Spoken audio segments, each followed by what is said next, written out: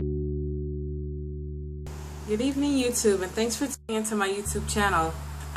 In this vlog, I'm actually going to talk about something that is very important to me, and that's the topic of depression, and I'll give you a list of things that actually can relieve some of the symptoms.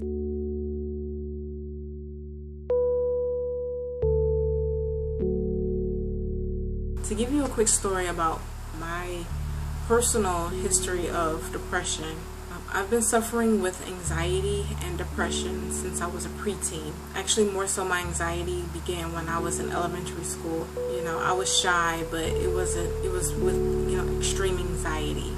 I grew up with, being bullied and name called because I was always a heavy kid. It would come from family, it would come from students that I went to school with. Some of my family didn't really stick up for me, except my mother. Or at least I felt that my family didn't really stick up for me. I remember the age that I was when I had thoughts of suicide and feeling like I didn't want to live anymore and that I wouldn't be missed. And I believe I was about maybe 10 or 11 years old. It's around the time I started gaining weight and excluding myself. I stayed at home a lot, and I would stay in the house and I would eat and watch TV, and I really didn't care about anything else but anything to escape my reality. And I was bullied even further once I hit the 6th grade, and I didn't dress like the other students because I was constantly gaining weight, and my mother would buy me clothes from Lane Bryant. So I was a 12-year-old girl wearing clothes from Lane Bryant, and at the time, Lane Bryant really didn't cater to 12-year-old girls. I'm almost 30 years old, and I still feel like I'm not really being catered to with Lane Bryant, but then again, my style is different. Around my teen years, I also hid my body. I wore baggy clothes year-round. I would, wear sweaters. I would wear long sweaters because I was afraid to show my stretch marks. I gained weight so rapidly, maybe by the time I was 17, I had stretch marks over a good maybe 20% of my body. And it wasn't until I became an adult and not caring that my stretch marks were showing and what people thought of them. And nobody ever really said anything about my stretch marks, but I was afraid that the world would make fun of me. Around the age of 15, 16, I began to complain of headache, and I've got x-rays and MRIs, and my mother would take me to doctors and they couldn't see what was wrong until I saw a neurologist, and he even said, well, I don't see anything physically wrong with you to keep having these headaches. He said, let me ask you a question. How have you been feeling lately? Has anything traumatic happened, been going on? And I told him that, I've been stressed out at school, and there was an incident that happened when I was about 15. And since then, I started having headaches. He said, I feel that maybe your headaches are more so emotional related as opposed to physically related, and I'm going to give your prescription for Zoloft. I've seen the commercial with the, with the little face. It's like a little bean.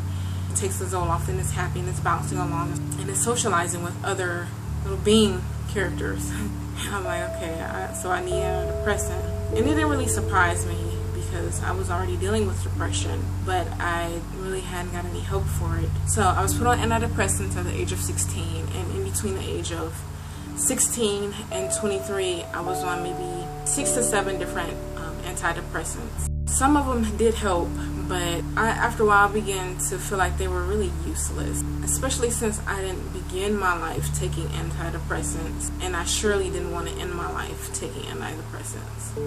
Around the age of 22, 23, I wanted to be free of all medications. No sleeping pills, no antidepressants. I'm not really anti-pharmaceutical, but I don't like medication unless it's really, really necessary. Or treat diseases for a short period of time. I actually just wanted to do therapy with no medication. I wanted to learn how to cope with life and cope with problems without medication. And in my heart of hearts, and I still feel this way, that there is a way to live life free of medication for depression and anxiety, at least for my depression and my anxiety. So I just wanted to do therapy, and I did, and it was helpful a little, and I felt like it really wasn't enough. I began to seek the type of counseling that would be parallel to what I already believed as far as my faith is concerned. And I felt that there had to be a way that what I already believed in could be put into therapy form. And not just reading my Bible and not just going to church. And those are very helpful and those are very good, but I think Christian counseling was very helpful for me. So number one of the things that I began to see a Christian counselor because I knew that they would give me advice that wouldn't contradict what I already believed, and I believe in the Word of God. And I didn't want anything to get in the way of my walk with God, and I knew that they at least would give me some advice on that. In general, even if you're not a Christian, it's good to seek advice from people who are of the same faith as you. Number two, along with seeing a counselor, I started seeing nutritionists shortly after the passing of my mother, which put a lot of stress on me and a lot of stress on my body, and things weren't digesting well. My stomach was always hurting. I could eat very little food and my stomach would hurt a lot. She asked me how I was feeling, and she asked me how I felt when I woke up in the morning. I told her I felt like I never get enough sleep. I always feel tired and sluggish and like I need a nap and I have to go to sleep. And she said, well, first let's work on getting you to feel better. It's good to lose weight, but if you're losing weight and you're not feeling good, it doesn't matter. So it's important to get you feeling good. She told me that once I got on the course to try to feel better, that my weight loss would follow. Because I also started seeing her to try to lose weight as well. Around the time I was about 248 pounds and I was maybe a year postpartum. She told me things that I didn't know would help me feel better. Things that I took for granted and things that I just had no clue about, such as drinking more water, increasing my water alone, prior to really getting the rhythm of exercising 3 to 5 days a week or whatever I was doing at the time. Drinking more water, a minimum of 64 ounces for me, completely eliminated my tension headache. And then I believe to help that along, the working out and just as a stress reliever and getting my body moving and not being as sedentary as I was. If I ever did get a tension headache, it was very, very rare. And I would be able to pinpoint, no, I haven't been drinking enough water. No, I haven't been eating enough leafy green, which is another thing she recommended, is to eat my leafy greens and get protein and fiber, whole grain fiber. And to make sure that for each meal that I didn't go above, I believe she said between 500 to 600 calories per meal. One of the things that she did tell me about that was if I ate too many calories at one time and if the food was greasy and heavy, that I would feel very sluggish. And which is true. If I eat too much, I feel sluggish. I want to sit down. I don't want to do anything else. I don't want to be bothered. The more I'm bothered, the worse I get into a funk, and I just don't want to do anything. And I just want to be immobile. I want to be inactive. Just let me sit and digest my food. That's how I always felt. So I started using my MyFitnessPal to monitor my calories, and that was the best decision I could have ever done. I monitored my calories, I logged my workouts, and slowly but surely I began to lose weight, which actually ties into number 3. I began to work out at home. With no equipment, with no gym membership. I didn't even buy a workout DVD. I went on YouTube, and one channel that I came across was Fitness Blender, and I'm thinking, oh, this is too good to be true. I'm gonna have to eventually pay for these workouts. Or if I want more workouts and more in-depth workouts and getting down to the nitty and gritty, they're gonna cut off part of this video and tell me to go to the website. They didn't do that at all. Fitness Blender has all types of workout for you, no matter your fitness level. If you're a beginner, they have workouts for beginners. They have beginners Pilates, beginners yoga, even low impact workouts, which is good because I live in apartments. I can't really do the high intensity training as much as I really, really would like to. I could before neighbors moved in downstairs, but I try to be respectful of my neighbors. That channel has been a blessing to my life, and I personally and I highly, highly recommend going on Fitness Blender. And actually, I would like to recommend a workout. Actually, I'll link my favorite workouts in the link below. And another YouTube channel that I recommend is Yoga with Adrienne. I love Yoga with Adrienne. I'm teasing about it because it's so many of her sessions that has helped me with my back pain and muscle soreness and stiffness. And she has all types of videos, even videos that you can do when you get up in the morning and you just need to loosen up and warm up for the day. And one, you can do before bed. Those I personally recommend. So Fitness Blender and Yoga with Adrian. They are my top two. Another thing that I personally recommend as far as working out at home is maybe after lunch. Like if you have a young child, like I have a 4-year-old son, we may go for walks after his lunch, which happens to be before his nap time. We'll walk a mile and a half, so going and coming all together is a mile and a half, and usually that makes him want to go down for a nap. If not after lunch, after dinner, and either way it's good for digestion. And what's good for digestion is good for your mood overall.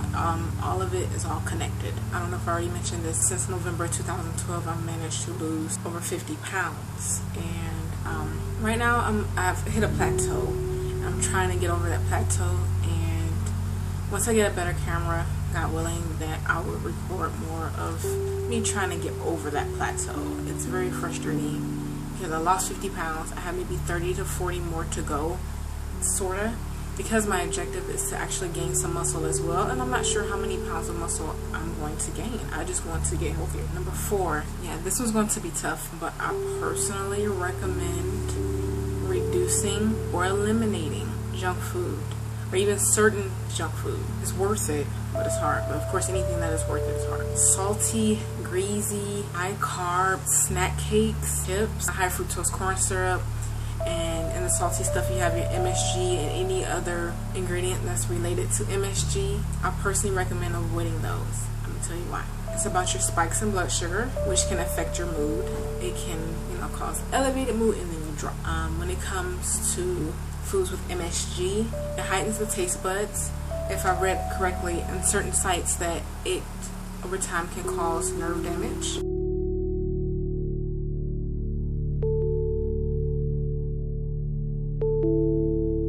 Also, salty foods can have too much sodium per serving. It can make you go over your allowed sodium per day. If you're anything like me, I'm actually sodium sensitive. So maybe after eating a slice or two of pizza, maybe 4, I notice the next day my ankles are puffier and I feel sluggish. And my stomach feels heavier. And of course, that's because of the grease too. And my digestion feels different overall. Also, it'll cause excess body fat. Excess body fat can actually mess with your hormone. And of course, our hormonal imbalance is very important when it comes to depression, and trying to, there's so many layers of things that can cause depression, and every little bit helps. Number 5, I recommend getting your probiotics, and I recommend getting them organically. And the reason why I say that is because when you get a lot of foods organically, you avoid a lot of preservatives and things that can actually pollute your body and cloud your mind. But to get back to the probiotics, yogurt, probiotic drinks, usually which are low in sugar. If you're a soda drinker, that's a good replacement. Is sparkling probiotic drinks, and a drink called kombucha, which is also naturally fizzy, and it's a good replacement for soda as well.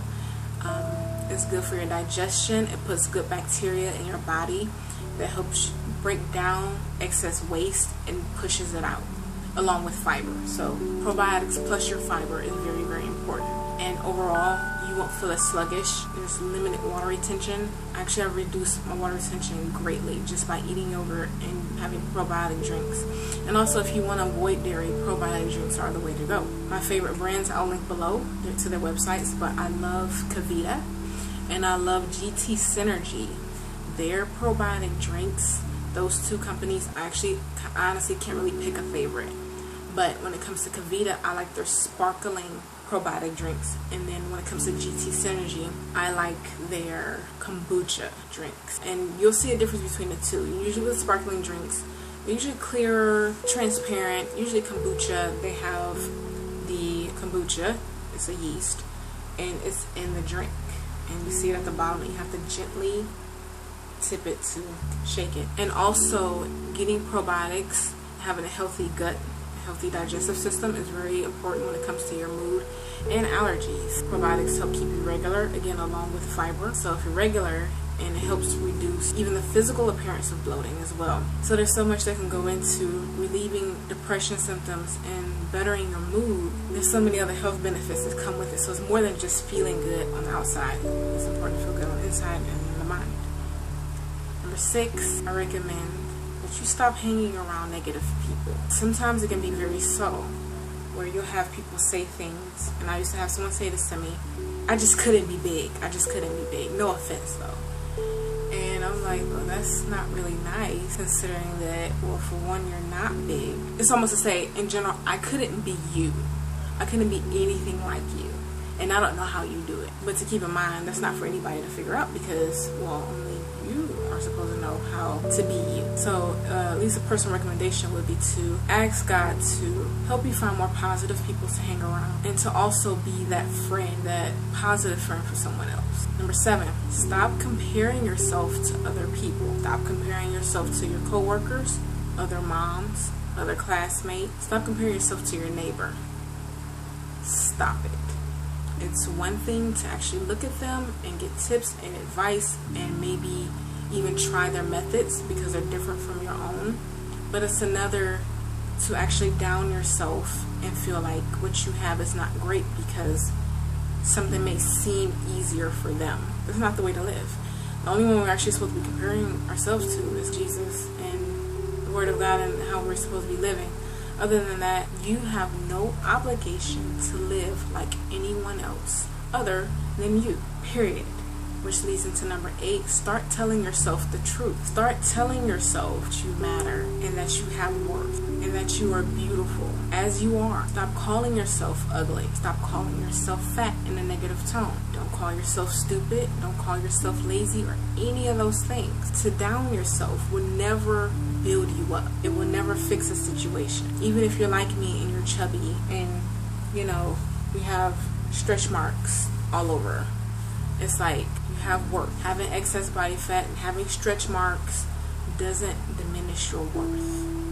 I'm preaching to myself here too. You are enough. Number 9, get sleep when you can. It's easier said than done, especially when you have children, and usually the younger they are or the more you have, it's harder, but not impossible. Every little bit of sleep you can get matter. If you have a newborn, it is very important to try to sleep when they sleep and eat when they eat. At night, I co-slept. Some people aren't comfortable with this, and that's fine. Do what works for you. But it was good for me to co-sleep. I was able to actually have him next to me, and anytime he woke up to nurse, he would latch on, I would sleep, and he would unlatch himself when he was done. And I got so much sleep from that. That was one of the best things that I could have done for me and for him. He actually slept better as well. He slept longer. Sleep deprivation for parents, it makes us moodier, it makes us more short-tempered, can aid in overeating and feeling like you just don't have enough food in your body, and really your body just doesn't have enough energy. So that, you know, getting sleep helps with our depression as well. Maybe doing yoga before bed, just calming yoga, light stretches, turn off the TV maybe about an hour before going to bed. Deep breathing exercises before bed. Even melatonin is safe. It doesn't leave you drowsy in the morning. And you might want to speak with your doctor about taking the proper amount of dosage for yourself. So, number 10, try to be of some support to other women and other moms such as yourself. It helps to take your mind off of your problems and actually listen to someone else's. And maybe your experiences be of some help to someone you know. And it's important for us to be very supportive of one another on our road to recovery. It's important to hear advice from one another. And it's always up to you to take advice, but it's just good to hear different views of life.